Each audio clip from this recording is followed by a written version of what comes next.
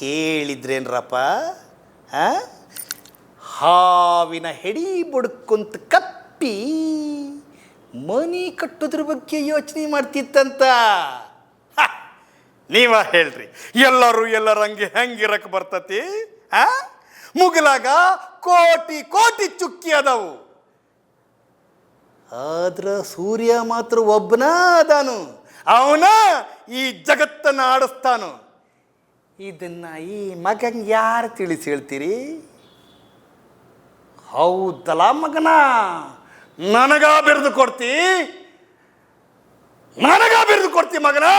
ನಿನ್ನ ಗಂಟ್ಲು, ನಿನ್ನ ನಾಲ್ಗೆ ನಮಗೆ ಇರಬೇಕು. ಹಿಡ್ಕೊಳ್ರ ಅವನ್ನ. ಆದರೆಲ್ಲೋ ಕಂಡ ನೆನಪಾಗುತ್ತಿದೆ.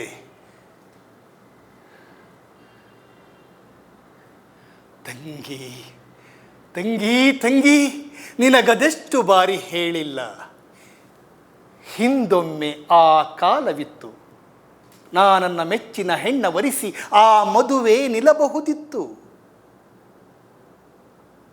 ನೆನಪಿದೆಯಾ ಸ್ವಯಂವರವದ ಪಾಂಚಾಲಿಯದು? ನಮಗಿದ್ದ ವರಸಾಮ್ಯ ಅದೆಷ್ಟು ಅನುರೂಪವೆಂಬುದ ನೀ ಬಲ್ಲೆ.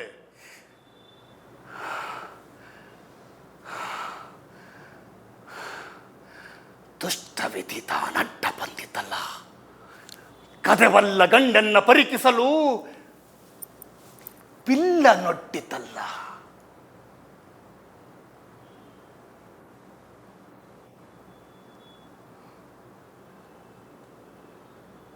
ಅಂದಾಗ ರಂಗವನು ಹೊಕ್ಕವನೇ, ನಾನವಳ ಕಂಡೆ. ದೃಷ್ಟಿಗೆ ದೃಷ್ಟಿ ತಾಗಿ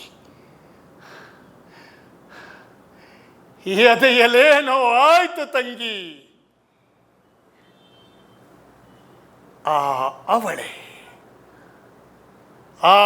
ಅವಳೇ ನನ್ನ ಮನದನ್ನೇ, ಅವಳನಲ್ಲದೆ ಅನ್ಯಳ ನಾನೊಲ್ಲೆ. ಇಂಟರ್ವ್ಯೂಲ್ಲಿ ಅಥವಾ ಆ್ಯಕ್ಟಿಂಗ್ ಸಂಬಂಧಪಟ್ಟು ಕೇಳೋದು ಭಯಂಕರ ಪೆಕ್ಯುಲರ್ ಆಗಿರ್ತದೆ. ಅವಳು ಬಂದು ನಿಂತು ಏನೋ ಒಂದಿಷ್ಟು ಕೇಳಿದೆ, ಈ ಕಾಗೆ ಹೇಗೆ ಸ್ನಾನ ಮಾಡುತ್ತೆ ಮಾಡಿ ತೋರಿಸು ಅಂತಂದೆ. ಅವಳು ಕಾಗೆ ಹೆಂಗೆ ಸ್ನಾನ ಮಾಡ್ತದೆ, ಅವಳು ಏನೇನೋ ಮಾಡ್ತಾವಳೆ.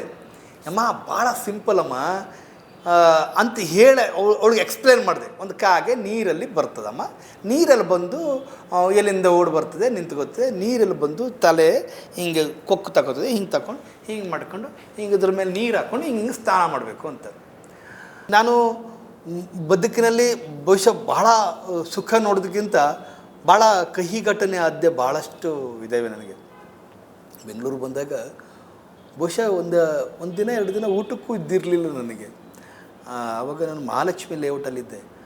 ಅಲ್ಲಿ ಈ ಮಹಾಲಕ್ಷ್ಮಿ ಅಲ್ಲಿ ದೊಡ್ಡ ತಿರುಪತಿ ದೇವಸ್ಥಾನ ಇದೆ, ಅಯ್ಯಪ್ಪ ಸ್ವಾಮಿ ದೇವಸ್ಥಾನ ಇದೆ. ಅಲ್ಲಿ ಪ್ರಸಾದ ತಿಂದ್ಕೊಂಡು ಬದುಕಿರೋದು ಮೀನ್ಸ್ ಇಲ್ದಿದ್ದಾಗ ಏನು ಮಾಡೋಣ, ಯಾರು ಕೇಳೋಣ ದುಡ್ಡು. ಎಲ್ರಿಗೂ ನಮಸ್ಕಾರ. ನನ್ನ ಹೆಸರು ಗಣಪತಿ ಗೌಡ. ಈ ಗಣಪತಿ ಗೌಡ ಆಮೇಲೆ ಗಣಪ ಹೇಗಾಯಿತು ಅನ್ನೋದನ್ನು ನೆಕ್ಸ್ಟ್ ಹೇಳ್ತೀನಿ. ನಾನು ನಮ್ಮೂರು ಹೊನ್ನಾವರ ತಾಲೂಕಿನ ಕರ್ಕಿ ಗ್ರಾಮದ ಬಾಳೆಹಕ್ಳು ಅನ್ನೋ ಒಂದು ಹೋಬಳಿ, ಅದು ಮುಕ್ಕಾಮು. ನಮ್ಮಪ್ಪ ಮಾಸ್ತಿ ಗೌಡ ಅಂತ, ನಮ್ಮ ಅಮ್ಮನ ಹೆಸರು ಜಟ್ಟಮ್ಮ. ನಮ್ಮದೊಂದು ರೈತ ಕುಟುಂಬ, ಒಂದು ಬಡವರು. ನಮ್ಮಪ್ಪ ತುಂಬ ಬಡವರು. ಅವನು ಬಹುಶಃ 3ನೇ ಕ್ಲಾಸು ಅಥವಾ 4ನೇ ಕ್ಲಾಸ್ಗೆ ನಮ್ಮ ಅಪ್ಪನ ಬಿಡಿಸಿ ಓದೋದನ್ನು ಬಿಡಿಸಿ ಫಾರ್ಮಸಿ ಅಂದರೆ ರೈತರ ಕೆಲಸಕ್ಕೆ, ಗದ್ದೆ ಕೆಲಸಕ್ಕೆ ಹಾಕ್ತಾರೆ. ಅವರಿಬ್ಬರ ದಾಂಪತ್ಯ, ನಮ್ಮ ಅಮ್ಮನಿಗೆ 11 ವರ್ಷ ಇದ್ದಾಗ ಮದುವೆ ಆಗ್ತದೆ, ನಮ್ಮ ಅಪ್ಪನಿಗೆ ಆವಾಗ 21 ವರ್ಷ. ನಾನು ಹುಟ್ಟೋಕ್ಕಿಂತ ಮುಂಚೆ ಇನ್ನೊಬ್ಬ ಮಗು ಹುಡ್ತದಂತೆ, ಅದೊಂದು 6-7 ವರ್ಷ ಆದಮೇಲೆ ತೀರ್ಕೋತದಂತೆ. ಅದಾದಮೇಲೆ ಒಂದು 10 ವರ್ಷ ಆದಮೇಲೆ ನಾನು ದೇವರಿಗೆಲ್ಲ ಹರಕೆ ಹೊತ್ಕೊಂಡು ಆದಮೇಲೆ ಗಣಪತಿ ದೇವರಿಗೆ ಹರಕೆ ಹೊತ್ಕೊಂಡಿದ್ದರಂತೆ, ಆಗ ನಾನು ಹುಡ್ತೀನಂತೆ. ಅದಕ್ಕಾಗಿ ನನ್ನ ಹೆಸರು ಗಣಪತಿ ಅಂತ ಹೆಸರಿಟ್ಟಿದ್ದಾರೆ. 1ನೇ ಕ್ಲಾಸಿಂದ 4ನೇ ಕ್ಲಾಸ್ ತನಕ ನನ್ನ ಅಲ್ಲಿಯ ವಿದ್ಯಾಭ್ಯಾಸ ಸ್ಟಾರ್ಟ್ ಆಗ್ತದೆ. ನಮ್ಮ ಮನೆ ಪಕ್ಕದಲ್ಲೇ ಒಂದು ಘಟನೆ ನನಗೆ ಭಾಳ ಇವತ್ತಿಗೂ ನೆನಪಿದೆ. ನಾನು ಯೂನಿಫಾರ್ಮನ್ನು ಕದ್ದಿದ್ದೆ. ಅವಾಗೆಲ್ಲ ಸಮವಸ್ತ್ರ ಕೊಡೋರು. ಆ ಒಂದು ಸಮವಸ್ತ್ರನ ತಗೊಂಡೋಗಿ ಮಲ್ಲಿಟ್ಟಿದ್ದೆ. ಅವರು ಆ ಮಾಸ್ತರರು ಎಲ್ಲವೂ ಕರೆಕ್ಟಾಗಿದೆ, ಒಂದು ಮಾತ್ರ ಕಡಿಮೆ ಇದೆ ಅಂತ ಹೇಳಿದಾಗ ನನಗೆ ಗೊತ್ತಾಯಿತು. ಅವರು ಹೊಡೆದ್ರು. ಆಮೇಲೆ ತಗೊಬಂದು ಕೊಟ್ಟೆ. ಅದು ಬಹುಶಃ ನನ್ನ ಲೈಫ್ನಲ್ಲಿ ನನ್ನ ಕಳ್ಳತನ ಅನ್ನೋ, ಅಥವಾ ಅವಾಗ ನಮಗದು ಕಳ್ಳತನ ಅಂತ ಅಲ್ಲ ಅಂತ ಅನಿಸ್ತಿತ್ತು, ಅಥವಾ ಅದು ನೋಡಿದಾಗ ನಾನು ಕಳ್ಳತನ ಮಾಡಿದ್ದೀನಿ ಅಂತ ಅನಿಸ್ತು. ಅಂತಹ ಒಂದು ಘಟನೆ ಬಹುಶಃ ನನ್ನ ಬದುಕುದ್ದಕ್ಕೂ ನನ್ನ ಮೇಲೆ ಭಾಳಷ್ಟು ಪರಿಣಾಮ ಬೀರ್ತಾ ಹೋಗಿದೆ. ಅದಾದಮೇಲೆ ನಾವು ಅಲ್ಲಿ 1ನೇ ಕ್ಲಾಸಿಂದ 4ನೇ ಕ್ಲಾಸ್ ತನಕ ಮಾತ್ರ ಇರೋದು. ಅದಾದಮೇಲೆ ಕರ್ಕಿ ಹಿರಿಯ ಪ್ರಾಥಮಿಕ ಶಾಲೆ ಕರ್ಕಿ ಅಂತ ಬರ್ತದೆ. ಅಲ್ಲಿಂದ ನಮ್ಮೂರಿಂದ 1 ಕಿಲೋಮೀಟ್ರಿಗೆ ಬರಬೇಕು ಕರ್ಕಿ, ಅದು ಗ್ರಾಮ. ಅಲ್ಲಿ 5ನೇ ಕ್ಲಾಸಿಂದ 7ನೇ ತರಗತಿ ತನಕ ಇರೋದು. ನಮ್ಮ ಮನೆ ದಾರಿಯಿಂದ ಒಬ್ಬ ಸುಬ್ರಾಯಿ ಮಾಸ್ತರು ಅಂತ ಬರ್ತಿದ್ರು. ಅವ್ರಿಗೆ ಒಂದು ಕಾಲು ಪೋಲಿಯೋ ಆಗುತ್ತೆ. ಆ ಪೋಲಿಯೋ ಆಗಿರೋದ್ರಿಂದ ಅವ್ರನ್ನ ಬಹುಶಃ ನಾವು ಕೈ ಹಿಡ್ಕೊಂಡು ನಡ್ಕೊಂಡು ಕರ್ಕೊಬರಬೇಕು. ಆ ಕರ್ಕೊಬರುವ ಸಂದರ್ಭದಲ್ಲಿ ಒಂದು ಶಂಖ ಅಂತ ಇರ್ತದೆ, ದಂಡಿಗೆ. ನೀವು ಇವತ್ತು ಅದೆಲ್ಲ ಕಾಣೋಕ್ಕೆ ಭಾಳ ಕಷ್ಟ. ಶಂಖ ಅಂತಂದ್ರೆ ಕೆಳಗಡೆಗೆ ನೀರು ಹೋಗೋದು, ಮೇಲುಗಡೆಗೆ ಅದು ದಂಡಿಗೆ ಥರದ್ದು ಏನೋ ಒಂದು ಮರದ ಹಾಕಿಡು. ಅಲ್ಲಿಂದ ಅವ್ರನ್ನ ಕೈ ಹಿಡ್ಕೊಂಡು ಕರ್ಕೊಂಡು ನಾವು ಕರ್ಕಿ ಶಾಲೆಗೆ ಬರಬೇಕು. 5ನೇ ಕ್ಲಾಸು ನನ್ನನ್ನು ವರ್ಷ ಅವರು ಫೇಲ್ ಮಾಡ್ತಾರೆ. ಯಾಕಂದರೆ ಈ 1ರಿಂದ 4ನೇ ತರಗತಿ ತನಕ ನಾನು ಬಹುಶಃ ಭಾಳ ದಡ್ಡ. ಹಾಗಾಗಿ ಈ 5ನೇ ಕ್ಲಾಸ್ನಲ್ಲಿ ನನ್ನನ್ನು ಅವರು ಫೇಲ್ ಮಾಡ್ತಾರೆ. ಅದೆಲ್ಲ ಆಲ್ಮೋಸ್ಟ್ ನಾನು ಎಲ್ಲವೂ 0, 2, 3, 5 ಈ ಅಂಕದ ವಿದ್ಯಾರ್ಥಿ. ಆವಾಗ ಬಹುಶಃ ನನ್ನ ಲೈಫಲ್ಲಿ ಫಸ್ಟ್ ಟೈಮ್ ನಾನು ಅಲ್ಲಿ ಫೇಲ್ ಆಗಿರೋದು. ಅದಾದಮೇಲೆ ನನ್ನ ಕಾಲೇಜ್ ದಿನಾಗ ಅಲ್ಲಿ ತನಕ ನಾನು MA ಗೋಲ್ಡ್ ಮೆಡಲ್ ಆಗೋ ತನಕ ಎಲ್ಲೂ ಫೇಲ್ ಆಗಿಲ್ಲ. ಅದು ನನ್ನ ಬದುಕಿನ ಭಾಳ ದೊಡ್ಡ ಘಟ್ಟ. ಅದು ಅಲ್ಲಿ ನಾವು ಈ ಸೌತೆಕಾಯಿ ತಿನ್ನೋದಕ್ಕೆ ಸ್ಕೂಲಿಂದ ಪಗಾರ ಇರ್ತಿತ್ತು. ಅಂದರೆ ಒಂದು ಈ ಕಂಪೌಂಡ್ ಇರ್ತು, ಆ ಕಂಪೌಂಡ್ ದಾಟಿ ಆಚೆಗೆ ಹೋಗ್ತಿದ್ದಾಗ ನಮ್ಮ ಟೀಚರ್ಸ್ಗಳು ನಾಗವೇಣಿ ಅಕ್ಕೋರು ಅಂತಿದ್ದರು. ಅವರು ಈ ವಾಯರನ್ನು 2 ಲೇಯರಲ್ಲಿ ಸುತ್ತಕೊಂಡು ನಾವು ಹೀಗೆ ಹಿಡಬೇಕಾಗಿತ್ತು. ಹಿಡಿದ್ಮೇಲೆ ನಾನು ಹೊಡೆಯೋರು. ಹೆಂಗೆ ಹೊಡೆಯೋರು ಅಂದರೆ ಆ ವಾಯರ್ ಅಚ್ಚು ನಮಗೆ ಈ ಕೈ ಮೇಲೆ ಕಾಣೋದು. ಅಂದರೆ ಒಂದು ಸೌತೆಕಾಯಿನ ತಿನ್ನೋದಕ್ಕೆ ಪಗಾರ ಹಾರಿ ಆಚೆ ಕಡೆ ಹೋಗಿರೋ ಕಾರಣಕ್ಕೋಸ್ಕರ. ಹಾಗಾಗಿ ಈ ಥರದ್ದು ಬದುಕು, ಈ ಜರ್ನಿ ಇದೆಯಲ್ಲ, ಭಾಳ ಅದ್ಭುತವಾಗಿರುವಂಥದ್ದು. 1ನೇ ತರಗತಿಯಿಂದ 4ನೇ ತರಗತಿಯಿಂದ 7ನೇ ತರಗತಿ ತನಕ. ಆವಾಗ ನನ್ನ ಹತ್ರ ದುಡ್ಡೆಲ್ಲ ಇರ್ತಿರಲಿಲ್ಲ. ಅಲ್ಲಿ ನಮ್ಮನೆ ಪಕ್ಕದ ಮನೇಲಿ ಬ್ರಾಹ್ಮಣರ ಮನೆ ಇರ್ತಿತ್ತು. ನಮ್ಮದು ಗೌಡ್ರ ಮನೆ, ಅದರ ಆಚೆ ಈಚೆ ಎಲ್ಲ ಬ್ರಾಹ್ಮಣರ ಮನೆ. ಅಲ್ಲಿ ನಾವು ಆವಾಗೆಲ್ಲ ಗ್ಯಾಸ್ ಗೊಬ್ಬರದ ಗ್ಯಾಸ್ ಅಂತ ಬರೋದು. ನೀವು ಈ ಗ್ಯಾಸನ್ನು ಅಥವಾ ಸಿಲಿಂಡ್ರಿಗೆ ಸಂಬಂಧಪಟ್ಟು ಈ ಗ್ಯಾಸ್ ಅದು ಒಲೆಗೆಲೆ ಇದಕ್ಕೆಲ್ಲ ಅವ್ರು ಸಗಣಿ ಹಾಕಬೇಕಾಗಿತ್ತು. ಆ ಸಗಣಿ ಗೊಬ್ಬರ, ಆಮೇಲೆ ಈ ಈ ಗೇರು ಹಣ್ಣುಗಳು ಅವೆಲ್ಲವೂ ಹಾಕಿ ಗೋಬರ್ ಗ್ಯಾಸ್ ಥರ ಮಾಡೋರು. ಆವಾಗ ನಾವು ಸಗಣಿಯನ್ನು ಹೆಕ್ತಿದ್ವಿ. ಸಗಣಿಯನ್ನು ಹೆಕ್ಕಿ ಒಂದು ಬುಟ್ಟಿಲಿ ಆ ಬುಟ್ಟಿಗೆ ಒಂದು ಬುಟ್ಟಿ ಕಂಪ್ಲೀಟ್ ಆದರೆ 5 ರೂಪಾಯಿ ಕೊಡೋರು. ಆವಾಗ ಆ 5 ರೂಪಾಯಿನ ಕೊಟ್ಟ ಆ ದುಡ್ಡಲ್ಲಿ ನಾವು ಏನೋ ನನ್ನ ಸ್ಲೇಟ್ಗಳು ಅಥವಾ ಪುಸ್ತಕಗಳು ಇನ್ನೇನೋ ಅಥವಾ ನಮ್ಮ ಬಟ್ಟೆಗಳು ಈ ಥರದ್ದು ತಗೊಂಡು, ಅವಾಗೆಲ್ಲ 10 ಪೈಸೆ, ಆ ಕಾಲದ ನಾವು 5 ಪೈಸೆ ನೋಡಿದ್ದೀನಿ, 10 ಪೈಸೆ ನೋಡಿದ್ದೀನಿ, 20 ಪೈಸೆ ನೋಡಿದ್ದೀನಿ. ಆವಾಗ ಒಬ್ಬ ಮಾಬಲ ಹೆಗಡೆ ಅಂತ ಒಬ್ಬ ಬರೋವ. ಈ ಮಾಬಲ ಹೆಗಡೆ ಕೆಲಸ ಏನು ಅಂತಂದರೆ, ನಮ್ಮದು ಒಂದು ದೊಡ್ಡ ಹಳ್ಳಿ. ಈ ಹಳ್ಳಿಯಲ್ಲಿ ಅವನು ಈ ಬೊಂಬೈ ಮಿಠಾಯಿ, ಆಮೇಲೆ ಈ ಸ್ಮೂತ್ದು ಬರೋದಲ್ಲ ಸರ್, ಅದೇನದು ರಸಗುಲ್ಲ, ಈ ಥರದ ರಸಗುಲ್ಲಗಳನ್ನು ಮಾರೋವ. ಅದು ಎಲ್ಲಿ 5 ಪೈಸೆಗೆ 4, 5 ಪೈಸೆಗೆ 10 ಪೈಸೆಗೆ ಕೊಟ್ಟರು ಒಂದಿಷ್ಟು ಕೊಡೋರು. ಇದನ್ನು ಅವ್ನು ಪ್ರತಿದಿನ ಪ್ರತಿದಿನ ನಾವು ಅದನ್ನು ತಗೋತೀವಿ, ತಿಂತೀವಿ. ಆ ಥರದ ಆ ಮಾಬಲಗಡೆ ಎಷ್ಟರ ಮಟ್ಟಿಗೆ ಅವನು ಇವತ್ತಿಗೂ ನೆನಪಿದ್ದಾನೆ ಅಂತಂದರೆ, ಅವ್ನು ಪ್ರತಿದಿನ 9 ಗಂಟೆ ಕರೆಕ್ಟಾಗಿ ಬರೋವ. ನಮ್ಮ ಹತ್ರ ಇಲ್ಲಿದ್ದು ದುಡ್ಡು ಏನೋ ಕೊಟ್ಟದ್ದು ಅಥವಾ ಗೇರು ಬೀಜ ತಗೋತಿದ್ದ ಅವನು. ಈ ಗೇರು ಬೀಜ ಅಥವಾ ಹಳೇದೇನಾದರೂ ಸಣ್ಣ ಪುಟ್ಟ ಸಾಮಾನು ಅಥವಾ ಕಾಯಿ ಈ ಥರದ್ದು ಏನಾದರೂ ಕೊಡೋದು, ಅವನ ಹತ್ರ ತಿನ್ನೋದು ಇಸ್ಕೊಳ್ಳೋದು. ಆ ಥರದ್ದು ಒಂದು ಆ ಶಾಲಾ ಆ ಬದುಕಿನ ಜರ್ನಿಯಲ್ಲಿ. ಅದಾದಮೇಲೆ 7ನೇ ಕ್ಲಾಸ್ ಮುಗೀತು. 7ನೇ ಕ್ಲಾಸ್ ಮುಗಿದ ಮೇಲೆ ಕರ್ಕಿ ಇನ್ನೊಂದು ಹತ್ತಿರದಲ್ಲೇ ಒಂದು ಹೈಸ್ಕೂಲ್ ಇದೆ, ಶ್ರೀ ಚನ್ನಕೇಶವ ಪ್ರೌಢಶಾಲೆ ಅಂತ. ಅಲ್ಲಿ 8th ಇಂದ 10th ತನಕ ಆ 3 ವರ್ಷ ಅಲ್ಲಿ ಅಲ್ಲಿ ವಿದ್ಯಾಭ್ಯಾಸ ಮಾಡ್ತೀವಿ. ಬಹುಶಃ ನಾನು ಪ್ಯಾಂಟ್ ಹಾಕಿದ್ದು ನನ್ನ 10ನೇ ತರಗತಿಯಲ್ಲಿ.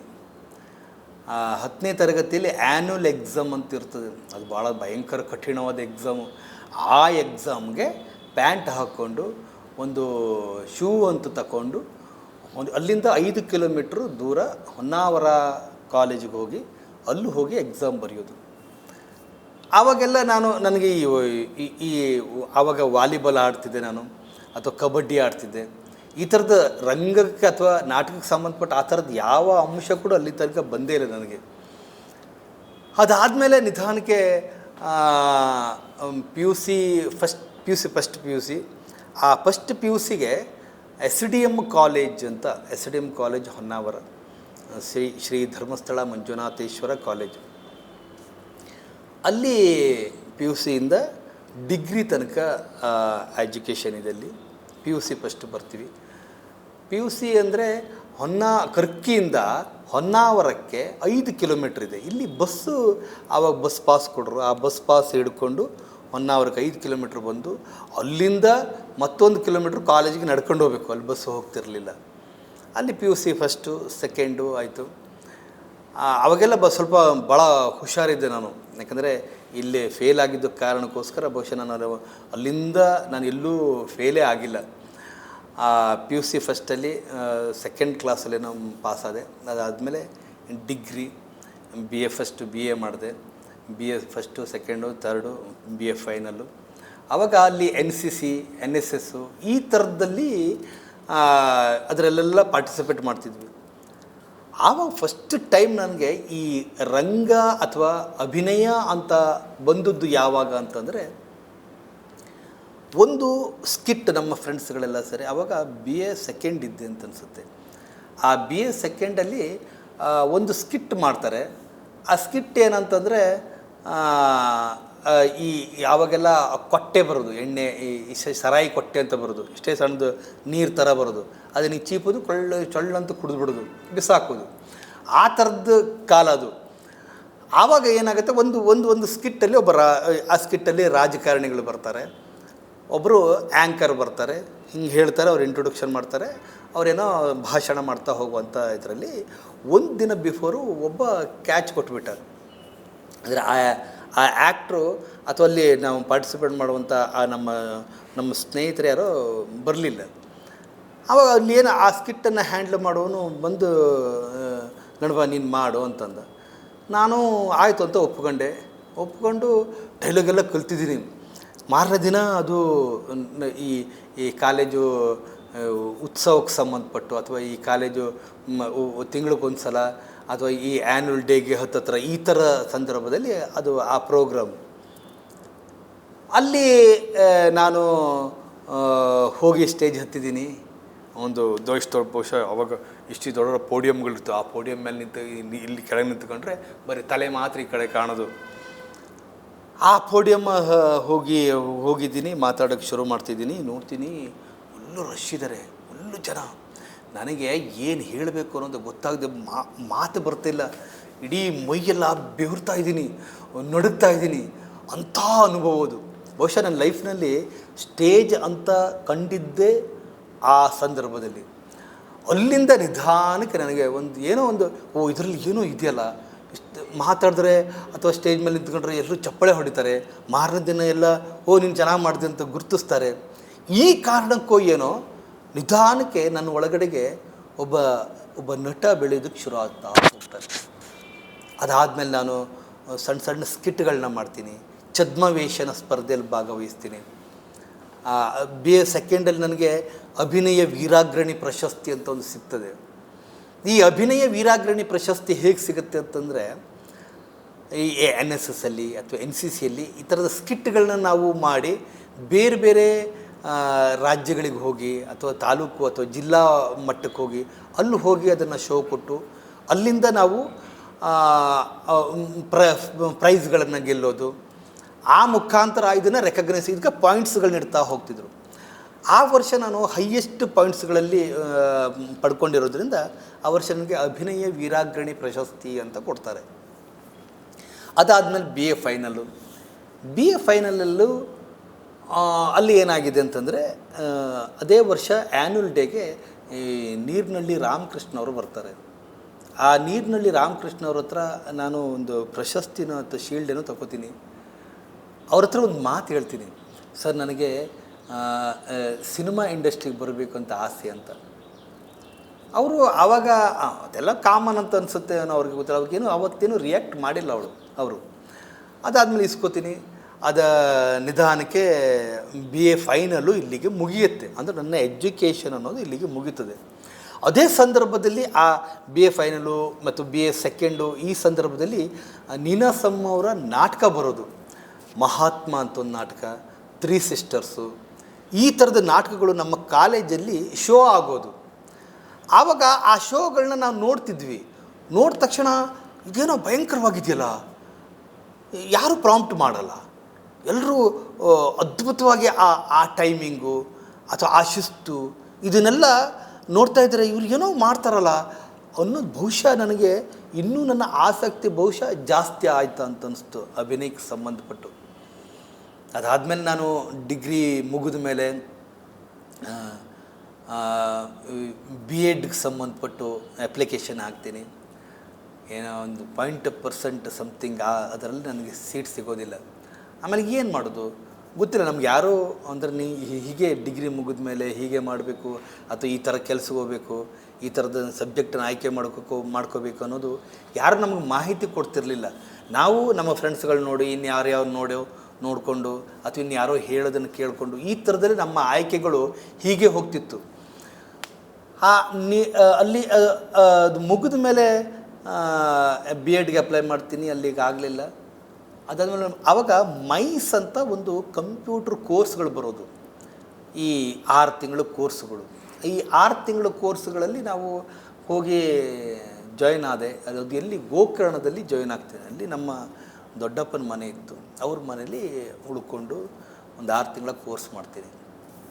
ಇದ್ರ ಮಧ್ಯೆ ಈ ಕಾಲೇಜು ದಿನಗಳಲ್ಲಿ ನಮ್ಮ ಸ್ನೇಹಿತರೊಬ್ಬರು ಹೇಳೋದನ್ನು ಮರ್ತೆ, ಕಿರಣ್ ನಾಯ್ಕ್ ಅಂತ. ಅವರು ಈ ಆ್ಯಕ್ಟಿವಿಟೀಸ್ಗಳಲ್ಲಿ ಅಥವಾ ಈ ಅಭಿನಯಕ್ಕೆ ಸಂಬಂಧಪಟ್ಟು ಸ್ವಲ್ಪ ಸ್ಟ್ರಾಂಗ್ ಪರ್ಸನ್ ಅವನು ಡಿಗ್ರಿ ಮುಗಿದಾದ್ಮೇಲೆ ನೀನಾಸಮ್ಗೆ ಹೋಗ್ತಾನೆ. ನೀನಾಸಮ್ಗೆ ಹೋಗಿ ಕೋರ್ಸ್ ಎಲ್ಲ ಮಾಡ್ತಾನೆ.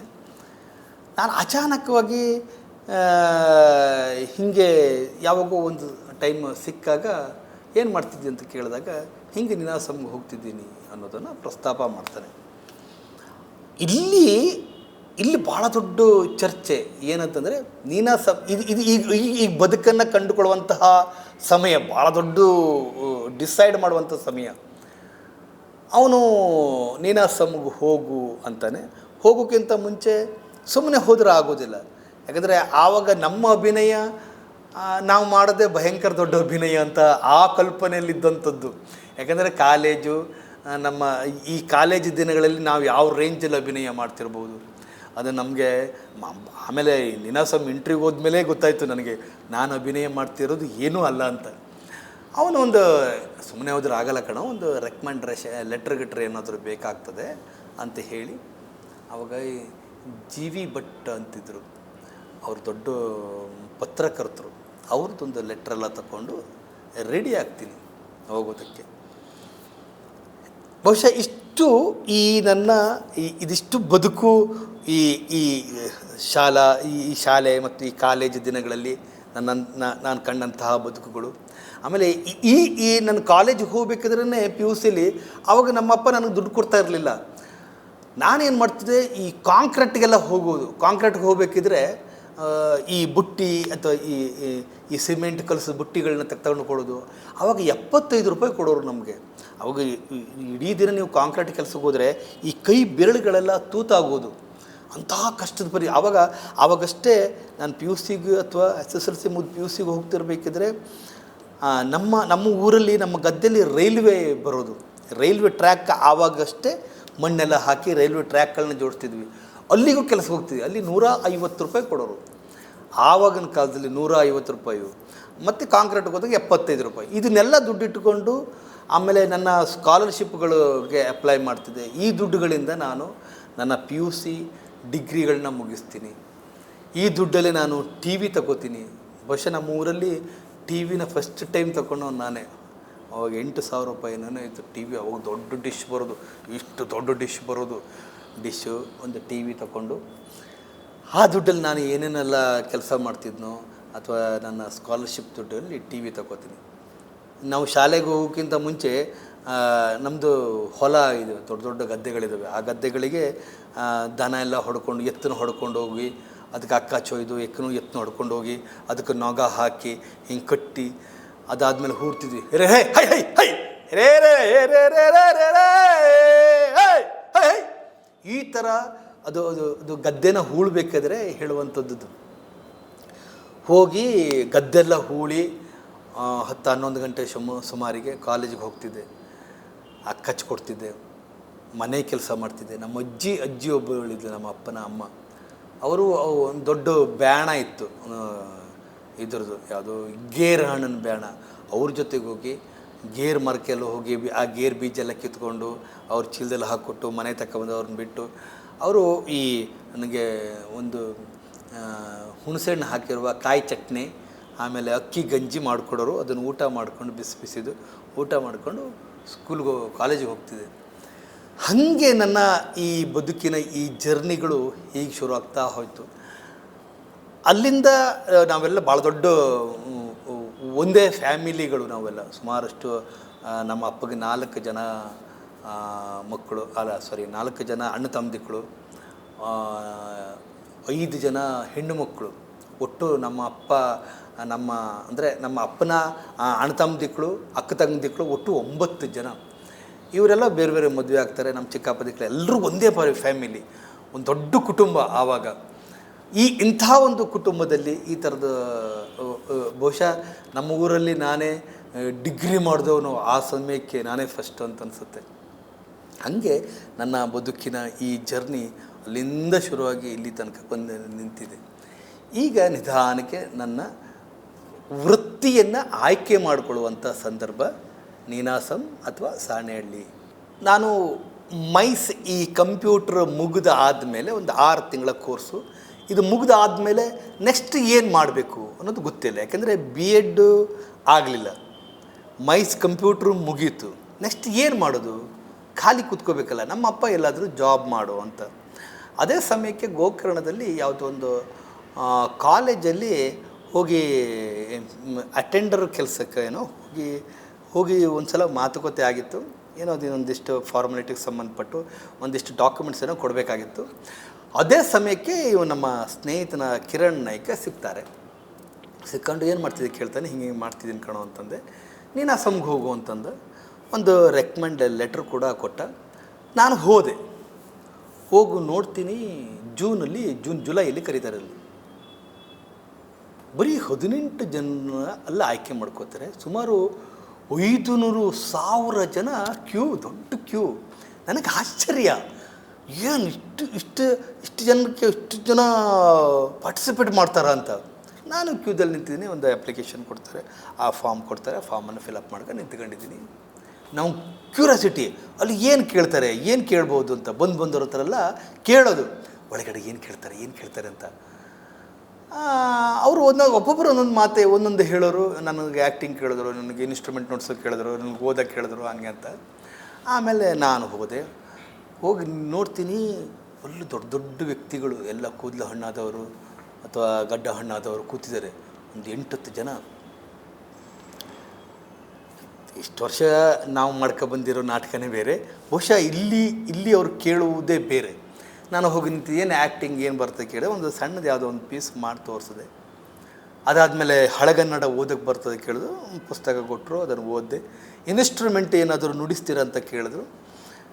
ನನಗೇನು ಯಾವ ಇನ್ಸ್ಟ್ರೂಮೆಂಟ್ ನುಡಿಸೋಕ್ಕೆ ಬರೋದಿಲ್ಲ, ಬಡಿಯೋಕ್ಕೆ ಬರ್ತದೆ.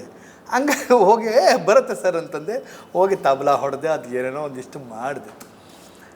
ಮಾಡಾದ್ಮೇಲೆ ಮುಖಾಮುಖಿ ಅಂತ ಎದುರುಗಡೆ ನಿಲ್ಲಿಸ್ಕೊಂಡು ಮಾತಾಡಿಸ್ತಾರೆ, ನೀನು ಯಾಕೆ ಮಾಡಬೇಕು ಏನು ಎತ್ತಂತ. ಅದಕ್ಕೆಲ್ಲ ನನ್ನ ಆ ಸಂದರ್ಭದಲ್ಲಿ ನನಗೇನು ಅನಿಸುತ್ತೋ ಅದನ್ನೆಲ್ಲ ಹೇಳ್ತೀನಿ. ಅದೇ ವರ್ಷ ಏನಾಗಿದೆ ಅಂತಂದರೆ, ಒಬ್ಬರು ಸಿದ್ಧಿಯ ಜನಾಂಗದವರು ಒಬ್ಬರು ಬರ್ತಾರೆ, ಗಿರಿಜಾ ಸಿದ್ಧಿ ಅಂತ. ನೀವು ಇವತ್ತು ನೋಡಿರ್ಬೋದು, ಯಾವುದು ಸಲಗ ಸಿನಿಮಾದಲ್ಲಿ ಒಂದು ಹಾಡು ಹೇಳ್ತಾರಲ್ಲ, ಗಿರಿಜಾ ಸಿದ್ಧಿ ಮತ್ತು ಗೀತಾ ಸಿದ್ಧಿ ಇವರು ಆ ಕ್ಲಾಸ್ಮೇಟ್ ಅವರು ಕೂಡ ಆ ಇಂಟರ್ವ್ಯೂದಲ್ಲಿ ಆ ವರ್ಷ ಬಂದಿದ್ದರು. ಬಹುಶಃ ಅವ್ರು ಪ್ರಿಫರೆನ್ಸ್ ಕೊಡಬೇಕಾಗಿತ್ತು, ಅಥವಾ ಆ ಜನಾಂಗಕ್ಕೆ ಅವರೆಲ್ಲ ಬರೋದು ಭಾಳ ಕಡಿಮೆ ಅನ್ನೋ ಕಾರಣಕ್ಕೋಸ್ಕರ, ಅಥವಾ ಇನ್ನೊಬ್ಬರು ಯಾರೋ ಇದ್ದರು, ಅವರಿಬ್ಬರು ಸೆಲೆಕ್ಟ್ ಆಗ್ತಾರೆ. ನಾನು ಸೆಲೆಕ್ಟ್ ಆಗಿಲ್ಲ ಆ ವರ್ಷ. ಸಂಜೆ ಇಂಟ್ರ್ಯೂ ಎಲ್ಲ ಮುಗೀತು. ಸಂಜೆ ಒಂದು ದೊಡ್ಡ ಲಿಸ್ಟ್ ಹಾಕ್ತಾರೆ. ಆ ಲಿಸ್ಟ್ ಹೋಗಿ ನೋಡ್ತೀನಿ, ಹೀಗೆ ಕೈ ಹಾಕಿ ನನ್ನ ಹೆಸರು ಕಾಣ್ತಿಲ್ಲ. ಮತ್ತೊಂದು ಸಲ ಕೈ ಹಾಕಿ ಹಿಂಗೆ ಮೇಲಿಂದ ಕೆಳ ಕೈ ಹಾಕಿದೆ, ಆವಾಗ ನನ್ನ ಹೆಸರು ಕಾಣ್ತಿಲ್ಲ. ನನಗೆ ತುಂಬ ನೋವಾಯಿತು. ಅಲ್ಲಿ ಹೊತ್ತುಬಿಟ್ಟೆ ನಾನು. ಯಾಕಂದರೆ ಏನು ಮಾಡಬೇಕು ಅಂತ ಗೊತ್ತಿಲ್ಲದೆ ಬಂದಂಥ ಆ ವಯಸ್ಸದು.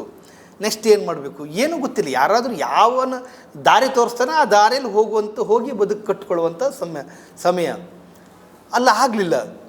ಭಾಳ ನೋವಾಯಿತು ಅತ್ತೆ.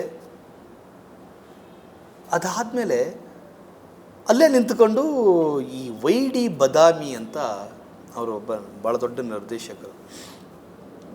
ಅವರು ಸಾಣೆಹಳ್ಳಿಯಲ್ಲಿ ಕೆಲಸ ಮಾಡ್ತಿದ್ರು. ಸಾಣೆಹಳ್ಳಿ ಅಂದರೆ ಈ ಶಿವಸಂಚಾರ ಅಂತ ನೀವು ಕೇಳಿರ್ಬೋದು, ಹೊಸದುರ್ಗ ಅಲ್ಲಿ ಇರುವಂಥ ಒಂದು ಸಾಣೆಹಳ್ಳಿ ಈ ಅಭಿನಯ ಶಾಲೆ. ಈಗದು ಅಭಿನಯ ಶಾಲೆ ಆಗಿದೆ. ಅಲ್ಲಿ ಅವರು ನೋಡಿ ನನ್ನನ್ನು ಕರ್ಕೊಂಡೋಗ್ತಾರೆ ಸಾಣೆಹಳ್ಳಿಗೆ. ಆವಾಗೆಲ್ಲ ಈ ಅಭಿನಯ ಶಾಲೆ ಅಥವಾ ಶಿಕ್ಷಣ ಕೇಂದ್ರ ಆ ಥರದ್ದೆಲ್ಲ ಇದ್ದಿರಲಿಲ್ಲ. ಆವಾಗೊಂದು ಮಠ ಇತ್ತು, ಪಂಡಿತಾರಾಧ್ಯ ಸ್ವಾಮೀಜಿಗಳು ಅಂತ ಇದ್ದರು. ಅವ್ರದ್ದೊಂದು ಮಠ, ಮುಂದುಗಡೆಗೆ ಒಂದು ಸಣ್ಣ ಸ್ಟೇಜು, ಆ ಕಡೆ ಶಾಲೆ, ಸುತ್ತಲೂ ದೊಡ್ಡ ದೊಡ್ಡ ತೆಂಗಿನ ಮರಗಳು. ಇವು 2001ನೇ ಇಸ್ವಿ. ಅಲ್ಲಿಗೆ ಹೋಗಿ 3 ತಿಂಗಳ ಒಂದೊಂದು ತಿಂಗಳಿಗೆ ಒಂದೊಂದು ನಾಟಕ ಮಾಡಬೇಕು. ಅಲ್ಲಿ ಹಾಸ್ಟೆಲ್ ವ್ಯವಸ್ಥೆ ಕೊಡ್ತಾರೆ, ಊಟದ ವ್ಯವಸ್ಥೆ ಎಲ್ಲ ಇರ್ತದೆ. ಬೆಳಿಗ್ಗೆ ಎಕ್ಸಸೈಸು. ಫಸ್ಟ್ ನಾಟಕ ಸ್ವಾಮಿ ವಿವೇಕಾನಂದ. ನಾನು ಮೇಜರ್ ರೋಲು, ಸ್ವಾಮಿ ವಿವೇಕಾನಂದ ನಾನೇ. ನನಗೆ ಆವಾಗ ಆ್ಯಕ್ಟಿಂಗ್ ಬರ್ತಿರಲಿಲ್ಲ. ಏಕೆಂದರೆ ನಾನು ಏನಾದರೂ ಅಭಿನಯಕ್ಕೆ ಸಂಬಂಧಪಟ್ಟೆ ಆಳವಾಗಿ ಏನಾದರೂ ಅಲ್ಲಿ ತನಕ ನಾನು ಏನೂ ಅಧ್ಯಯನ ಮಾಡಿಲ್ಲ. ಆ ಕಾರಣಕ್ಕೋಸ್ಕರ ಹೋಗಿ ಸ್ಕ್ರಿಪ್ಟ್ ಕೊಡ್ತಾರೆ, ನೋಡ್ತೀನಿ, ಓದ್ತೀನಿ. ನನಗೆ ಮೇನ್ ರೋಲ್ ಅಂತಂದಾಗ ಭಾಳ ನನಗೆ ಆಶ್ಚರ್ಯ ಆಗೋಗ್ಬಿಡ್ತದೆ. ಹೆಂಗೋ ಮಾಡಿ ಕಲಿತೀನಿ. ಅವರು ಡೈರೆಕ್ಟ್ರುಗಳು ಅಶೋಕ್ ಬಾದರ್ದಿನ್ನಿ ಅಂತ ಕೇಳಿರ್ಬೋದು. ಅವರು ತುಂಬ ಸಿನಿಮಾಗಳಲ್ಲೆಲ್ಲ ಆ್ಯಕ್ಟ್ ಮಾಡ್ತಾರೆ. NSD national school of drama ಅಲ್ಲಿ ಕಲಿತು ಬಂದು ಅವರು ಅದರ ನಿರ್ದೇಶಕರು. ದಿನ ಬೈಯೋರು. ಯಾಕಂದರೆ ನನಗೆ ಅವ್ರು ಹೇಳಿದ್ದು ನನಗೆ ಅರ್ಥ ಆಗಲ್ವೋ, ಅಥವಾ ಅಭಿನಯ ಮಾಡೋದಕ್ಕೆ ಬರಲ್ವೋ, ಅವ್ರು ಹೇಳುವ ಸೂಕ್ಷ್ಮತೆಗಳು ಗೊತ್ತಿಲ್ವೋ. ದಿನ ಬೈಯೋರು ಅಥವಾ ಈ ಕೆಟ್ಟದಾಗ ಮಾತಾಡೋರು. ಅಂದರೆ ಪಾತ್ರ ಚೆನ್ನಾಗಿ ಬರಲಿಲ್ಲ ಅನ್ನೋ ಕಾರಣಕ್ಕೋಸ್ಕರ ನನಗೆ ಒಂದು ದಿನ ಈ ಬುದ್ಧನಿಗೆ ಜ್ಞಾನೋದಯ ಆದಂಗೆ ಆಗೋಯ್ತು. ನಾನು ಯಾಕೆ ಅಳಬೇಕು ಅನ್ನೋದು, ಈ ಯಾಕೆ ಅಳಬೇಕು ಅನ್ನೋದೇ ಬಹುಶಃ ನನ್ನ ಲೈಫಿನುದ್ದಕ್ಕೂ ನಾನು ಹತ್ತಿಲ್ಲ. ಅದು ಅಭಿನಯಕ್ಕೆ ಸಂಬಂಧಪಟ್ಟು. ಆಗ ನನಗೆ ಸೆನ್ಸ್ ಆಯಿತು, ಇದು ಹತ್ರ ನಿನಗೆ ಅಭಿನಯ ಬರಲ್ಲ, ನೀನು ಅದ್ರ ವಿರುದ್ಧವಾಗಿ ನಿಂತ್ಕೋಬೇಕು ಅನ್ನೋದು ಸೆನ್ಸ್ ಆದದ್ದೇ ನನಗೆ ಆವಾಗ. ಅದಾದಮೇಲೆ ಆ ನಾಟಕ ಮಾಡಿದೆ. ಆ ನಾಟಕ ಅದ್ಭುತ ಶೋಗಳಾಯಿತು, ತುಂಬ ಶೋಗಳಾಯಿತು. ಅದಾದಮೇಲೆ 2ನೇ ನಾಟಕ ಸಂತ್ಯಾಗ್ ನಿಂತಾನ್ ಕಬೀರ, ಬಸವಲಿಂಗಯ್ಯ ಅವ್ರದ್ದು. ಅವ್ರ ನಿರ್ದೇಶನ. ಅಲ್ಲಿ ನಾನೊಂದು 2 ಪಾತ್ರಗಳನ್ನ ಮಾಡ್ತೀನಿ. ಅದಾದಮೇಲೆ ಇನ್ನೊಂದು ತಲೆದಂಡ, YD ಬದಾಮಿ ಅವ್ರದ್ದು ತಲೆದಂಡ. ಅಲ್ಲಿ ಜಗದೇವನ ಪಾತ್ರ ಮಾಡ್ತೀನಿ. ಈ 3 ನಾಟಕ ಕರ್ನಾಟಕಾದ್ಯಂತ ಬೇರೆ ಬೇರೆ ಕಡೆಗೆ, ಬೇರೆ ಬೇರೆ ತಾಲೂಕುಗಳಲ್ಲಿ, ಸಣ್ಣ ಸಣ್ಣ ಗ್ರಾಮಗಳಲ್ಲಿ ಹೋಗಿ ಪ್ರದರ್ಶನ ಆಗ್ತದೆ. ಈ 3 ನಾಟಕಗಳನ್ನ ಇಟ್ಟುಕೊಂಡು ಸ್ವಾಮೀಜಿಗಳು ಅವರ ಭಕ್ತಾದಿಗಳು ಎಲ್ಲೆಲ್ಲಿದ್ದರು ಅಲ್ಲಲ್ಲಿ ಹೋಗಿ ಅಲ್ಲಿ 3 ದಿನ ಅಲ್ಲಿ ಟೆಂಟ್ ಹಾಕಿ ಅಲ್ಲಿ ಶೋಗಳನ್ನ ಮಾಡ್ತಾ ಬರುವಂಥದ್ದು. ಆಗ ನನಗೆ 1 ತಿಂಗಳಿಗೆ 1,000 ರೂಪಾಯಿ ಸಂಬಳ. ಇಂಥದ್ದು ಒಂದು ಹೆಚ್ಚು ಕಡಿಮೆ ಒಂದು 6-7 ತಿಂಗಳ ಮಾಡಿದ್ದೀನಿ. ಅದಾದಮೇಲೆ ನನ್ನ ಅದೃಷ್ಟನೇನೋ ಗೊತ್ತಿಲ್ಲ, ಆ 3 ಶೋ ನೀನಾಸಮ್ಮಲ್ಲಿ ಪ್ರದರ್ಶನ ಆಯಿತು. ಅಲ್ಲಿ ಈ 3 ಶೋನ ಅಲ್ಲಿ ಅದಕ್ಕೆ ಸಂಬಂಧಪಟ್ಟಂತಹ ಅವರು ನೋಡ್ತಾರೆ. ನೋಡಾದ್ಮೇಲೆ ನಾನು ಅಲ್ಲಿ 1 ವರ್ಷ ಮುಗಿದಾದಮೇಲೆ ಮತ್ತೆ ಪುನಃ ಬಂದಿದ್ದೆ ನೀನಾಸಮ್ಗೆ. ಮತ್ತೆ ನೀನಾಸಮ್ಗೆ ಅಪ್ಲಿಕೇಶನ್ ಹಾಕ್ತೀನಿ. ನೀನಾಸಮ್ಗೆ ಅಪ್ಲಿಕೇಶನ್ ಹಾಕಿ ಆ ವರ್ಷ ನನ್ನ ಸೆಲೆಕ್ಟ್ ಆಗುತ್ತೆ. ನನಗೆ ತುಂಬ ಖುಷಿಯಾಯಿತು, ಯಾಕಂದರೆ ಕಳೆದ ವರ್ಷ ಆಗಿಲ್ಲ, ಈ ವರ್ಷ ಆಗಿದೆ ಅನ್ನೋ ಕಾರಣಕ್ಕೋಸ್ಕರ. ಅಲ್ಲಿ 1 ವರ್ಷ ಡಿಪ್ಲೊಮಾದು, ಥಿಯೇಟ್ರಿನ ಆರ್ಟ್ ಡಿಪ್ಲೊಮಾದು. ಅಂದರೆ ಒಂದು 10 ತಿಂಗಳ ನಿಮಗೆ ಕಂಪ್ಲೀಟ್ ಅವರು ಅಭಿನಯಕ್ಕೆ ಸಂಬಂಧಪಟ್ಟು ಎಲ್ಲವನ್ನೂ ಹೇಳಿಕೊಡ್ತಾರೆ. ಜಗತ್ತಿನ ಅತ್ಯದ್ಭುತವಾದ ಸಿನಿಮಾಗಳನ್ನ ತೋರಿಸ್ತಾರೆ, ನಾಟಕಗಳನ್ನ ತೋರಿಸ್ತಾರೆ. ಜಗತ್ತಿನ ಭಾಳ ಶ್ರೇಷ್ಠವಾದ ನಿರ್ದೇಶಕರು ಬಂದು ನಮಗೆ ಅಭಿನಯ ಕುರಿತು ಅಭಿನಯ ಅಭ್ಯಾಸವನ್ನು ಮಾಡಿಸ್ತಾರೆ, ವರ್ಕ್ಶಾಪ್ಗಳನ್ನ ಮಾಡಿಸ್ತಾರೆ, ಬೇರೆ ಬೇರೆ ಥರದ ಕಾರ್ಯಾಗಾರಗಳನ್ನ ಮಾಡಿಸ್ತಾ ಹೋಗ್ತಾರೆ ಅಭಿನಯಕ್ಕೆ ಸಂಬಂಧಪಟ್ಟು. ಬೆಳಿಗ್ಗೆ 6 ಗಂಟೆಯಿಂದ ಹಿಡಿದು ರಾತ್ರಿ ಹೆಚ್ಚು ಕಡಿಮೆ 9-9:30 ತನಕ ಬರೀ ಅಭಿನಯಕ್ಕೆ ಸಂಬಂಧಪಟ್ಟನೇ ಕಲಿಸ್ತಾ ಹೋಗ್ತಾರೆ. ಇಲ್ಲಿ ನನ್ನ ಅಭಿನಯ ಬಹುಶಃ ಇನ್ನೊಂದಿಷ್ಟು ಭಾಳ ಸ್ಟ್ರಾಂಗಾಗಿ ನಾನು ಅಭಿನಯ ಮಾಡೋದಕ್ಕೆ ಇನ್ನೊಂದಿಷ್ಟು ಈ ಅಭಿನಯವನ್ನು ಬಹುಶಃ ನಾನು ಕಲ್ತ್ಕೋತಾ ಹೋದೆ. ಅಲ್ಲಿ ಯಾವ ಮಟ್ಟಕ್ಕೆ ಅಲ್ಲಿ ನಿಮಗೆ ಅಭಿನಯನ ಹೇಳ್ಕೊಡ್ತಾರೆ ಅಂತಂದರೆ, ಒಂದು ಪಾತ್ರವನ್ನು ಮಾಡಿದ್ರೆ ಆ ಇಡೀ ಪಾತ್ರ ಒಂದು ನಾಟಕ ಮುಗಿಯುವಲ್ಲಿ ತನಕ ನೀವು ಫುಲ್ ಡೇ ಹಾಗೇ ಇರಬೇಕು. ಒಂದು ಎಕ್ಸಾಂಪಲ್, ಒಂದು ಹುಡುಗಿ ಪಾತ್ರ ಮಾಡ್ತೀರಿ ಅಂತ ಆದರೆ ಆ ಹುಡುಗಿ ಡ್ರೆಸ್ ಹಾಕ್ಕೊಂಡು ಇಡೀ ಊರು ತುಂಬ ಓಡಾಡಬೇಕು. ಆ ಪಾತ್ರ ನಿಮ್ಮ ಮೈ ಒಳಗಡೆ ಹೋಗ್ಬಿಡಬೇಕು. ನನಗೆ ಆ ಸಂದರ್ಭದಲ್ಲಿ ಈ ಕತ್ತು ಜಾಸ್ತಿ ಆಡಿಸ್ತಿದ್ದೆ ನಾನು. ನಮ್ಮ ಜಂಬೆ ಸರ್ ಆವಾಗ ಅಲ್ಲಿಯ ಪ್ರಾಂಶುಪಾಲರು ಈ ಕತ್ತಿಗೆ ನನಗೆ ಒಂದು ಕೋಲ್ ಕಟ್ಬಿಟ್ಟಿದ್ರು. ನಾನು ಹಿಂಗೆ ಇರಬೇಕು, ಏನು ಆ್ಯಕ್ಟ್ ಮಾಡಬೇಕಾದ್ರೂ ಕೂಡ ನಾನು ಈ ಕುತ್ತಿಗೆನ ಅಲ್ಲಾಡ್ಸೋಂಗಿಲ್ಲ, ಹಿಂಗೆ ಇಡಬೇಕು. ಎಷ್ಟು ತಿಂಗಳಗಟ್ಟಲೆ ಆ ನಾಟಕ ಮುಗಿಯುವಲ್ಲಿ ತನಕ ಎಷ್ಟರ ಮಟ್ಟಿಗೆ ಆ ಬದ್ಧತೆ ಇದೆ ಅಂತಂದರೆ. ಆಮೇಲೆ ಇನ್ನೊಂದು ನನಗೆ ಸುಮ್ಮನೆ ಕೈ ಎತ್ತೋದು, ಏನು ಆ್ಯಕ್ಟ್ ಮಾಡ್ಬೇಕಾದ್ರೆ ಹಿಂಗೆ ಸುಮ್ಮನೆ ಕೈ ಎತ್ತೋದು. ಅವ್ರಿಗೆ ಈ ಕೈಗೊಂದು ಕಲ್ಲು ಕೊಟ್ಟು ಹಿಂಗೆ ಇಟ್ಕೊಳ್ಳೋದು, ಹಿಂಗೆ ಹೇಳಬೇಕು ಡೈಲಾಗನ್ನು, ನಾನು ಹಿಂಗೆ ಪ್ರಾಕ್ಟೀಸ್ ಮಾಡಬೇಕು, ಹಿಂಗೆ ಓಡಾಡಬೇಕು. ಅಂದರೆ ಒಂದು ಪಾತ್ರವನ್ನು ನಾವು ಪಾತ್ರವಾಗಿ ಅಭಿನಯಿಸೋದಿದೆಯಲ್ಲ, ಅದು ಭಾಳ ಕಷ್ಟ. ನಾವೊಬ್ಬ ನಟನಾಗಿ ನನಗೆ ಅನುಕೂಲಕ್ಕೆ ತಕ್ಕಂಗೆ ಆ ಪಾತ್ರವನ್ನು ನಿಭಾಯಿಸೋದಲ್ಲ, ಒಂದು ಪಾತ್ರ ಏನನ್ನು ಡಿಮಾಂಡ್ ಮಾಡ್ತದೋ ನಾನು ಅದಕ್ಕೆ ತಯಾರಿ ಆಗೋದು ಅನ್ನೋದು ಭಾಳ ದೊಡ್ಡ ಸತ್ಯ. ಅದು ಅಲ್ಲಿ ಈ ಥರದ್ದನ್ನು ಕಂಡುಕೊಳ್ತಾ ಅಭ್ಯಾಸ ಮಾಡ್ತಾ ಹೋದ್ವಿ. ಅಲ್ಲಿ ಪ್ರತಿ ತಿಂಗಳಿಗೆ ಅಥವಾ 2 ತಿಂಗಳಿಗೊಂದು ಸಲ ಈ ಬೇರೆ ಬೇರೆ ಕೇರಳ ಅಥವಾ ತಮಿಳುನಾಡು ದೊಡ್ಡ ಥಿಯೇಟ್ರ್ ಪ್ರಾಕ್ಟೀಷನರು ಬಂದು ನಮಗೆ ಪಾಠ ಮಾಡೋರು. ಅಲ್ಲಿ ಒಂದಿಷ್ಟು ನಾಟಕಗಳನ್ನ ಮಾಡ್ತೀವಿ. ಯಾವುದು ನವಿಲು ನಿಂತಾವ, ಕಂಬಾರದೊಂದು ಕವನ ಇಟ್ಕೊಂಡು ದೊಡ್ಡ ಮಟ್ಟಿಗೆ ಒಂದು ನಾಟಕ ಆಗ್ತದೆ. ಅವ್ವ ಲಂಕೇಶ್ ಅವ್ರದ್ದು ಆ ಕವನ ಇಟ್ಕೊಂಡು ನಾಟಕ ಮಾಡ್ತಾರೆ. ಅದಾದಮೇಲೆ ಕಥೆಗಳ ಕಣಜ ಭರತ್ ಶರ್ಮಾ ಅಂತ ಅವರು ನಾಟಕ ಮಾಡಿಸ್ತಾರೆ. ಅದು ಬರೀ ಬಾಡಿ ಮೂಮೆಂಟ್ ಓರಿಯೆಂಟೆಡ್ ಆಗಿ ಇಡೀ ದೇಹದ ಮುಖಾಂತರ ನಾಟಕವನ್ನು ಹೇಗೆ ಮಾಡೋದು, ಅಭಿನಯವನ್ನು ಹೇಗೆ ಮಾಡೋದು. ಇನ್ನೊಂದು ಅಭಿಲಾಷ್ ಪಿಳ್ಳೆ ಅಂತ ಕೇರಳದವರು, ಭಾಳ ದೊಡ್ಡ ನಿರ್ದೇಶಕರು ಅವರು ಊರು ಭಂಗ ಅಂತ ಒಂದು ನಾಟಕ ಮಾಡಿಸ್ತಾರೆ. ಆ ಸಂದರ್ಭದಲ್ಲಿ ಅಲ್ಲಿ ಆ ಇಡೀ ಪ್ರೋಸೆಸ್ಸಲ್ಲಿ ಸಾಯುವಂಥ ಪ್ರೋಸೆಸ್ಸು. ಆ ಪ್ರೋಸೆಸ್ಸಲ್ಲಿ ನಾವು ಸ್ಟೂಡೆಂಟ್ಗಳು ಅಷ್ಟು ಜನ ಸಾಯಬೇಕು, ನಾವೇ ಸತ್ತು ನಮ್ಮ ಅಂತ್ಯಕ್ರಿಯೆಯನ್ನು ನಾವೇ ಮಾಡೋದು ಅಂಥ ಒಂದು ಟಾಸ್ಕನ್ನು ಕೊಟ್ಟಿದ್ದರು. ಅದು ಹೇಗೆ ಅಂತಂದರೆ, ಈಗ ಫಾರ್ ಎಕ್ಸಾಂಪಲ್ ನಾನು ಸಾಯ್ತೀನಿ ಅಂತ ಅಂದುಕೊಂಡು ಹೋಗಿ ಯಾರಿಗೋ ನಾನು ಹಿಂಗೆ ಸೂಸೈಡ್ ಮಾಡ್ಕೊಂಡು ಸಾಯ್ತೀನಿ, ಇವರ ಅಲ್ಲಿರೋ ನಮ್ಮ ಫ್ರೆಂಡ್ಸ್ಗಳಿಗೆಲ್ಲರಿಗೂ ಇವನು ಅಪ್ಪ ಮಾಡ್ತಾನೆ, ಇವನ ಅಮ್ಮನೋ ತಮ್ಮನೋ ಈ ಥರ ಏನೇನೋ ಪಾತ್ರಗಳನ್ನ ಡಿವೈಡ್ ಮಾಡಿ ನಾವು ಹೋಗಿ ನಮ್ಮ ಅಂತ್ಯ ಸಂಸ್ಕಾರ ಹೇಗೆ ಮಾಡಬೇಕು ಅಂತೆಲ್ಲ ಇನ್ಫಾರ್ಮೇಷನ್ ಕೊಟ್ಟು ನಮ್ಮ ಜೊತೆಗೆ ಇನ್ಫಾರ್ಮ್ ಮಾಡೋದಕ್ಕೆ ಒಬ್ಬನ ಕರ್ಕೊಂಡು ಹೋಗಿ ನಾವು ಸುಸೈಡ್ ಮಾಡಿಕೊಂಡು ಅಥವಾ ಇನ್ನೇನು ಒಬ್ಬೊಬ್ಬರು ಏನೇನು ಬೇಕಾದ್ರೂ ಮಾಡ್ಕೋಬೋದು. ಹಂಗೆ ಮಾಡಿಕೊಂಡು ಅವ್ರಿಗೆ ಆ ಟ್ರೂಪಿಗೆ ಇನ್ಫಾರ್ಮ್ ಮಾಡಿ ಅದಾದಮೇಲೆ ನಾವು ಸತ್ತು ಅವರು ಬರ್ತಾರೆ, ನಾವು ಯಾವ ಜಾಗದಲ್ಲಿ ಸತ್ತಿದ್ದೀವೋ ಅಲ್ಲಿ ಬಂದು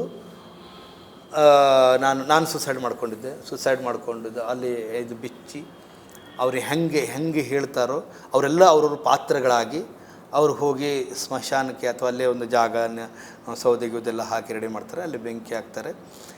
ಈ ಥರದ್ದು ಪ್ರೋಸೆಸ್ಗಳಲ್ಲಿ ನಮಗೆ ನಾವೇ ಸತ್ತುಕೊಂಡು ನಮಗೆ ನಾವೇ ಆ ಫೀಲನ್ನು ಅನುಭವಿಸಿ ಆ ನಾಟಕವನ್ನು ಹೇಗೆ ಮಾಡ್ತಾ ಹೋಗ್ಬೋದು. ಅಂದರೆ ಅಭಿನಯ ಅನ್ನೋದು ಸುಮ್ಮನೆ ಡೈಲಾಗ್ ಹೇಳೋದಲ್ಲ, ಅದು ಒಂದು ಭಾವ ಅಂತ ನನಗೆ ಬಹುಶಃ ಅಂಥ ಪ್ರೋಸೆಸ್ಗಳಲ್ಲಿ ಅರ್ಥ ಆಗ್ತಾ ಹೋಗ್ತದೆ ಅದು. ಎಂಥ ದೊಡ್ಡ ಫೀಲಿಂಗು ಅದು. ಹಾಗೆ ಊರು ಅಥವಾ ಆ ನಾಟಕ ಆ ಪ್ರೋಸೆಸ್ಸಲ್ಲಿ ಹೆಂಗೆ ಡೆವಲಪ್ ಆಗ್ತಾ ಹೋಗ್ತು. ಹೀಗೆ ಇನ್ನೊಂದಿಷ್ಟು ನಾಟಕಗಳನ್ನ ಮಾಡ್ತೀವಿ 10 ತಿಂಗಳದ್ದು ಈ ಪ್ರೋಸೆಸ್ಸಲ್ಲಿ. ಒಂದು 15 ದಿನ ಈ ಚೌತಿ ಹಬ್ಬಕ್ಕೆ ಅಲ್ಲಿ ರಜೆ ಕೊಡೋರು. ಆ 15 ದಿನ ಅಲ್ಲಿ ಹೋಗಿ ಮನೆಗೆ ಹೋಗಿ ಆರಾಮಾಗಿದ್ದು ಮತ್ತೆ ಪುನಃ ಬರೋದು. ಅಲ್ಲಿ ಈ ನಾನ್ ವೆಜ್ ಎಲ್ಲ ತಿನ್ನಂಗಿಲ್ಲ. ನಾವೇನು ಮಾಡೋರು, ನಾನು ಮೀನಿಗೇನು ತಿಂತಿದ್ದೆ, ಬೇರೆ ಅಂಗಡಿಗಳಿಗೆ ಹೋಗಿ ಫ್ರೈಗಳನ್ನ ತಗೊಬರೋದು. ಫ್ರೈಗಳು ತಗೊಬಂದು ಈಗ ಅನ್ನ ಹಾಕ್ತಿದ್ರು, ಅನ್ನ ಎಲ್ಲ ದೊಡ್ಡ ಹೊಂಡ ಮಾಡ್ಕೊಂಡು ಕೆಳಗಡೆ ಹೊಗ್ಸ್ಕೊಬಿಡೋದು. ಕೆಳಗಡೆ ಇಟ್ಟುಕೊಂಡು ಮೇಲಕ್ಕೆ ಇದು ಅನ್ನ ಸಾಂಬಾರಿಗೆ ಗಿಂಬರೆಲ್ಲ ಹಾಕ್ಕೊಂಡು ಆ ಕಡೆ ಈ ಕಡೆ ನೋಡೋದು, ಯಾರು ಕಾಣಿದ್ರೆ ತೆಗ್ತದೆ ನಿಧಾನಕ್ಕೆ ಬಾಯಿಗೆ ಹಾಕೋದು ತಿನ್ನೋದು. ಅಂದರೆ ಮೀನು ತಿನ್ನೋ ಚಪಲ ನಮಗೆ. ಹಾಗೆ ಈ ನೀನಾಸಂ ಶಿಕ್ಷಣ ಕೇಂದ್ರ ಇದೆಯಲ್ಲ, ಅದು ಭಾಳ ಅದ್ಭುತವಾಗಿರುವಂಥದ್ದು. ಈ ಮಧ್ಯದಲ್ಲಿ ಎಲ್ಲೋ ಬಿಟ್ಟು ಹೋಗಬೇಕು ಅಂತ ಅನ್ನಿಸ್ತು ನನಗೆ. ಆದರೆ ಬಿಟ್ಟು ಹೋದರೆ ನಾನು ಎಲ್ಲೋ ಸೋತು ಬಿಡ್ತೀನಿ. ಬಿಟ್ಟು ಹೋಗೋದು ಭಾಳ ಸುಲಭ. ಬಿಟ್ಟು ಹೋದ್ಮೇಲೆ ನಮ್ಮ ಮತ್ತೆ ಲೈಫಲ್ಲಿ ಅವರು ಮತ್ತೆ ವಾಪಸ್ಸು ಅವರು ಸೇರಿಸ್ಕೊಳ್ಳೋದಿಲ್ಲ. ಹಾಗೆ ಆ ಥರದ್ದು ಅಭಿನಯವನ್ನು ಬಹುಶಃ ಈ ನನ್ನ ಲೈಫಲ್ಲಿ ನಾನು ಆ ಥರದ ಅಭಿನಯ ಶಾಲೆ ನೋಡೋಕ್ಕೂ ಸಾಧ್ಯ ಇಲ್ಲ. ಆವಾಗ ಆ ಸಂದರ್ಭದಲ್ಲಿ ಭಯಂಕರ ಕಠಿಣವಾಗಿ ನಿಮಗೆ ಅಭಿನಯ ಶಿಕ್ಷಣ ಕೊಡ್ತಾಯಿದ್ರು. ಅವಾಗಲ್ಲಿ ಜಂಬೆ ಸರ್ ಅಲ್ಲಿ ಪ್ರಿನ್ಸಿಪಲ್ರಾಗಿದ್ದರು. ಹೀಗೆ ಅದು 10 ತಿಂಗಳ ಇರುವಂತಹ ಒಂದು ಕೋರ್ಸು. ಅದಾದಮೇಲೆ ತಿರುಗಾಟ ಅಂತ ಬರ್ತದೆ. ಈ ತಿರುಗಾಟ ಏನು ಅಂತಂದರೆ, ಇಲ್ಲಿ ಕೋರ್ಸ್ ಮುಗಿದವರು ನೆಕ್ಸ್ಟ್ 1 ವರ್ಷಕ್ಕೆ ತಿರುಗಾಟ ಮಾಡಬೇಕು. ಅಲ್ಲಿ ಒಂದು 2-3 ನಾಟಕ ಇರ್ತದೆ. ಆ ನಾಟಕದಲ್ಲಿ ಅವ್ರಿಗೆ ಆವಾಗ ಪೇಮೆಂಟ್ ಇರ್ತದೆ. ನಾವಿದ್ದಾಗ 3,500 ರೂಪಾಯಿ ಕೊಡೋರು ಅವರು ಒಂದು ತಿಂಗಳಿಗೆ. ಅಲ್ಲಿ ಒಂದು 2 ನಾಟಕನ ಅಭ್ಯಾಸ ಮಾಡಬೇಕು. ಇಡೀ ಕರ್ನಾಟಕ ತುಂಬ ಓಡಾಡಬೇಕು, ಬೇರೆ ಬೇರೆ ಕಡೆ ಪ್ರದರ್ಶನ ಮಾಡಬೇಕು. ಅಲ್ಲಿ ನಮಗೆ ಮೊದಲಗಿತ್ತಿ ಅಂತ ಒಂದು ನಾಟಕ, ಬಹುರುಲ್ ಇಸ್ಲಾಂ ಅಂತ. ಅದು ಬರೀ ಕಂಪ್ಲೀಟ್ ಈ ಮೊದಲಗಿತ್ತಿ ಅಂದರೆ ಈ ಮುಸಲ್ಮಾನ್ಗೆ ಸಂಬಂಧಪಟ್ಟದ್ದು. ಈ ತಲಾಕ್ ಅಂತ 3 ಸಲ ತಲಾಕ್ ಬಿಟ್ಟರೆ ಡಿವೋರ್ಸ್ ಕೊಡ್ಬೋದು ಅಂತ ಆ ಕಾನ್ಸೆಪ್ಟಲ್ಲಿ ಇದ್ದಂಥ ಒಂದು ನಾಟಕ. 2 ನಾಟಕಗಳನ್ನ ಇಟ್ಕೊಂಡು ಕರ್ನಾಟಕಾದ್ಯಂತ ಬೇರೆ ಬೇರೆ ಕಡೆಗೆ ತಿರುಗಾಟ ಮಾಡಿ ಪ್ರದರ್ಶನ ಮಾಡಿ, ಅಲ್ಲಿ ಅವಾಗೆಲ್ಲ ದೊಡ್ಡ ದೊಡ್ಡ ಥಿಯೇಟ್ರ್ಗಳಲ್ಲಿ ಶೋ ಪ್ರದರ್ಶನ ಆಗೋದು. ಇಡೀ ಕರ್ನಾಟಕದ ಬೇರೆ ಬೇರೆ ಜಿಲ್ಲೆಗಳಿಗೆ ಹೋಗಿ ಅಲ್ಲಿ ಪ್ರದರ್ಶನ ಆಗ್ತದೆ. ಅಲ್ಲಿ ನಮಗೊಂದು 3,500 ರೂಪಾಯಿ ಸಂಬಳ ಕೊಡೋರು. ಆ ಸಂಬಳದಲ್ಲಿ ನಾನು ಆವಾಗ ಮನೆ ಕಟ್ಟೋಕ್ಕೆ ಶುರು ಮಾಡಿದ್ದೆ. ಆವಾಗಷ್ಟೇ ಅದೊಂದು ಈ ಸಾಣೆಹಳ್ಳಿ ಇರಬೇಕಾದ್ರೇ ಮನೆ ಕಟ್ತಾಯಿದ್ದೆ. ಒಂದು ಹೊಸ ಜಾಗದಲ್ಲಿ, ನಮ್ಮದೇ ಜಾಗದಲ್ಲಿ ಮನೆ ಒಂದು 16 ಬಾಗಿಲದ್ದು ಒಂದು ಮನೆ ಕಟ್ಟಿದ್ದೆ ಆವಾಗಲೇ. ಅದು ಮುಗಿಯೋದಕ್ಕೆ ಸುಮಾರು 2002ನೇ ಇಸ್ವಿಗೆ ಶುರುವಾಗಿ 2007ನೇ ಕಂಪ್ಲೀಟ್ ಮಾಡಿದೆ. ಇದು ನೀನಾಸಂನ ಒಂದು ಒಟ್ಟಾರೆ ಇರುವಂತಹ ಅಭಿಪ್ರಾಯ ನನಗೆ. ಅಲ್ಲಿ ನಾನು ಕಲಿತು ಬಂದಂಥದ್ದು. ಅಲ್ಲಿ ನನ್ನ ಅಭಿನಯಕ್ಕೆ ಸಂಬಂಧಪಟ್ಟು ಭಾಳಷ್ಟು ತಿಳ್ಕೊಂಡೆ.